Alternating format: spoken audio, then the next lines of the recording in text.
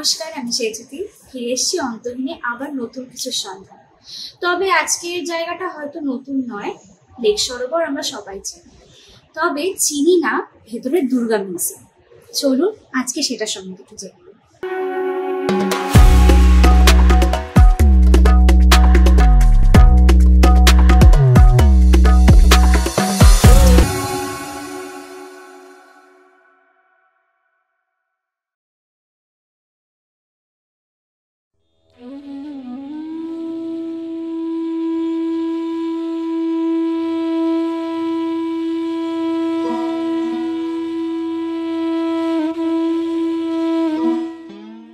এই লেক সরোবরে গড়ে উঠেছে মিউজিয়াম বা আর্ট গ্যালারি।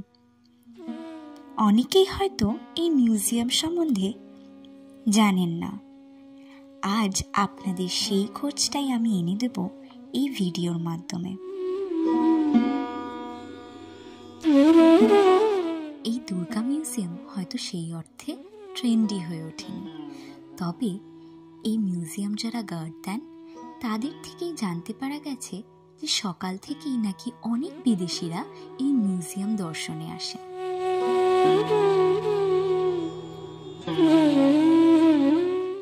গেট নম্বর 3 অর্থাৎ লেক গার্ডেন্স এলাকা দিয়ে ঢুকলে এই মিউজিয়াম অনেকটাই কাছে পড়বে আপনাদের। এই দুর্গা মিউজিয়াম সকাল 10টা থেকে সন্ধ্যে 6টা অবধি খোলা আছে ভিজিটার্সদের জন্য।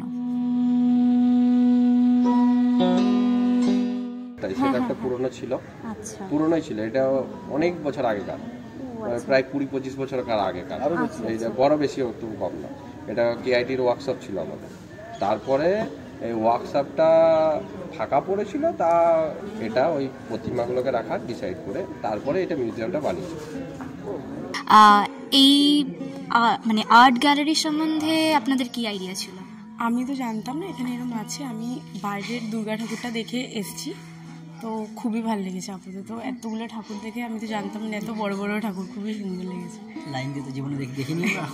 আর দুর্গা পুজোতে তো দেখা মানে অনেকই ভিড় থাকে, তো এখানে এতগুলো ঠাকুর দেখে খুবই ভালো লেগেছে। বোন অ্যাকচুয়ালি বোন এসেছিল, হয়তো ও কলেজে পড়ে, ও ওই কলেজে যাতায়াত করে। আমি থাকি না এখানে, আমি ফার্স্ট টাইম আসলাম। তোমাকে স্পেশালি ও বলে দিয়েছিল যাবি যখন বেরোনোর সময় ওখানে এগুলো সংরক্ষিত করা আছে ঠাকুর মাগুলো, আসার সময় দেখে নিস। তো ওই মানে ওর শুনেই আমরা এখানে ঢুকেছি। What do you think about when you see this whole gallery? I mean, full of Durga Murtis. I got goosebumps by showing this kind of art, and local culture showing very ancient culture is attached with this art. Do you find it like we get this huge festival actually, and still we don't get to see all these beautiful idols. I mean, they make it. I did not even see the Durga festival here because I have 3 months here. Okay. Then it's totally new to you. আপনারা এখানে কত বছর আছেন কলকাতায়? Born and brought up. আচ্ছা, born and brought up. আমরা আছি 80 বছর। বিরাট ব্যাপার। মানে এখানে এই যে সাডেনলি আমরা সরোবর বলতে সকালবেলার মর্নিং ওয়াক কিংবা বিকেলবেলার ইভিনিং ওয়াক কিংবা এক্সারসাইজ করতে এখানে আসি, তার মাঝে হঠাৎ এরকম একটা আর্ট গ্যালারি, কিরকম লাগে মানে ভাবলে? খুবই সুন্দর, ইজ এ ওয়ান্ডারফুল, রিয়েলি অসম। হ্যাঁ, মানে সত্যি সরোবরের মাঝে এরকম একটা জিনিস জানতাম না এটা। অ্যাকচুয়ালি ব্যাপারটা আমরা অনেকটা লেটেই জেনেছি। আচ্ছা, আমরা কলকাতাও থাকি বটে, কিন্তু সরোবরের মধ্যে যে এরকম একটা দুর্গা প্রতিমা আছে সেটা অনেক লেটে জেনেছি, এবং জানার পর থেকে কিন্তু আমরা ট্রাই করেছি।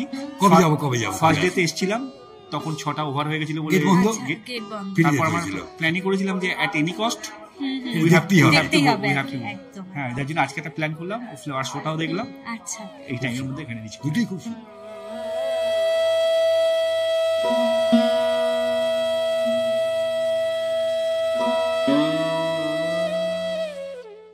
বাঙালি সব থেকে বড় উৎসব দুর্গাপুজো, আর সেই পুজোতেই লোকের ভিড় ঠেলে আর গার্ডের কড়া শাসনে হয়তো আমার মতো অনেকেই ঠিকমতো প্রতিমার মুখ দেখতে পায় না।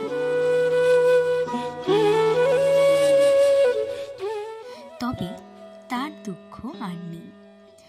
রেড রোডের কার্নিভেলের পর সেখান থেকে বাছাই করে সেরা প্রতিমাগুলোকে তুলে এনে স্থাপন করা হয় এই দুর্গা মিউজিয়ামে।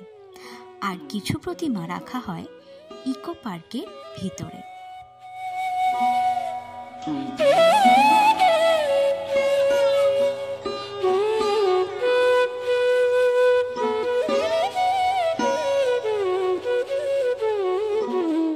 এইভাবে শেষ হলো আরো একটা পর্ব।